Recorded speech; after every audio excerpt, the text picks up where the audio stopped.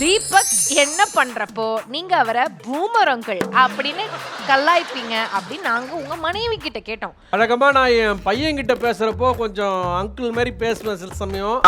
அந்த டைம்ல அவங்க பூமர் சொல்லுவாங்கன்னு நினைக்கிறேன்.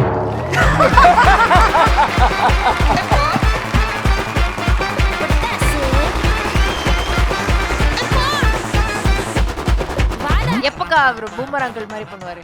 சோஷியல் மீடியால நானும் ஒரு கண்டென்ட்டை போடுறேன், ஸ்டோரியை போடுறேன், இறங்குவான் பாரு.